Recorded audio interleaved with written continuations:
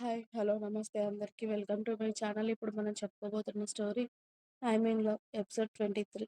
Story చదివే ముందు ఛానల్‌ని తప్పకుండా సబ్స్క్రైబ్ చేసి, లైక్ చేసి, షేర్ చేయండి. అలాగే బెల్ ఐకాన్ ఆన్‌లో పెట్టుకోండి. స్టోరీ ముందుగా చదవాలి అనుకుంటే మెంబర్‌షిప్ తీసుకోండి. ఎక్కడో ఒక దగ్గరైతే షెల్టర్ ఇచ్చేవాడివి కదా!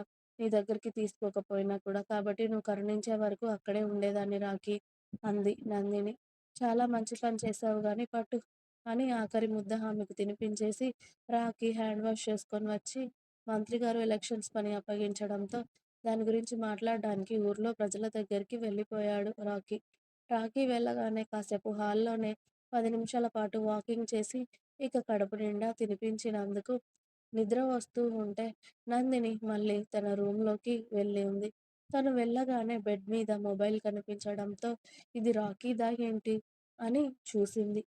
కానీ ఆమె మొబైల్ పట్టుకోగానే దానికి వచ్చిన మెసేజ్ ఓపెన్ చేసేసరికి అంత ఆలోచించకు. అది నా మొబైల్ కాదు. నీకే తీసుకున్నాను అన్న మెసేజ్ రాకీ దగ్గర నుండి వచ్చేసరికి కొత్త మొబైల్ అయ్యేసరికి అందులో ఫీచర్స్ అన్నీ సెట్ చేసుకునే పనిలో పడింది నందిని. అదంతా అయ్యేసరికి 1 అవర్ పట్టడంతో తీరిగ్గా "ఏం చేస్తున్నావు రాకీ" అని మెసేజ్ చేసింది రాకీకి. కానీ 10 నిమిషాలైనా కూడా అతడి దగ్గర నుండి రిప్లై రాకపోవడంతో love you and I miss you త్వరగా రా ఇంటికి నీకోసం ఎదురు చూస్తుంటాను అనే మెసేజ్ పంపించి మళ్ళీ రిప్లై వస్తుందా అని చూసింది కానీ అబ్బే ఈసారి అంతకన్నా రిప్లై రాకపోవడంతో ఇక రాకీ చూసేలా లేడు అని చెప్పి ఫోన్ పక్కన పడేసి చక్కగా నిద్రలోకి జారుకుంది.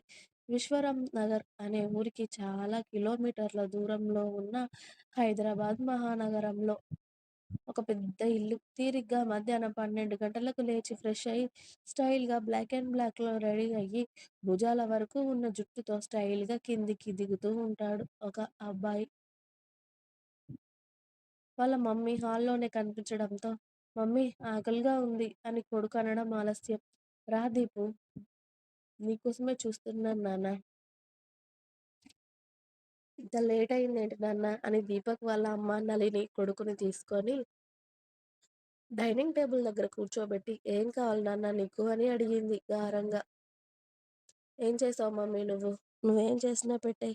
బయటికి వెళ్ళాలి. అసలైతే బయటికి వెళ్లి తినాలి అనుకున్నాను కానీ, ఇవాళ నీ చేయితో తినాలి అనిపిస్తుంది" అని దీపక్ అడగడంతో, "అయ్యో! నా బంగారు కొండ. ఆ విషయమైతే ముందే చెప్తే నీకోసం రకరకాల వంటలు చేసేదాన్ని కదా నాన్న" అని అప్పటికే కొడుకు కోసం వేడివేడిగా పూరీలు, దోస, వడ, ఇడ్లీ అన్నీ తీసుకొచ్చి డైనింగ్ టేబుల్ దగ్గర నింపేసి కొడుక్కి చికెన్ సూప్‌లో పూరి అద్ది తినిపిస్తూ ఉంటే, వాళ్ళ అమ్మ చేతి ముద్దలు తింటూ "ఒక విషయం అడగాలి మమ్మీ నిన్ను" అని అన్నాడు దీపక్. "నన్నడగడానికి మొహమాటం ఏంటి నాన్న నీకు? అడిగేసేయ్ నీకేం కావాలి" అని నళిని కొడుకు తల మీద చెయ్యి వేసి మరీ కొడుకుకి తినిపిస్తూ అడుగుతూ ఉంటే, "చెప్పాను కదా మమ్మీ నీకు ఆల్రెడీ మా ఫ్రెండ్స్‌తో కలిసి స్టార్టప్ కంపెనీ స్టార్ట్ చేయబోతున్నాను అని. దానికి చాలా డబ్బులు కావాలని చెప్పాను కానీ, నువ్వు మాత్రం జ్యువెల్లరీ ఇచ్చేసి సరిపెట్టావు. అలాగే డ్యాడీకి ఉన్న ప్రాపర్టీస్ సిటీ ఔట్‌కట్స్‌లో ఉన్న ప్లేస్ అమ్ముతాను అంటే ఎవరు ఒప్పుకోవడం లేదు.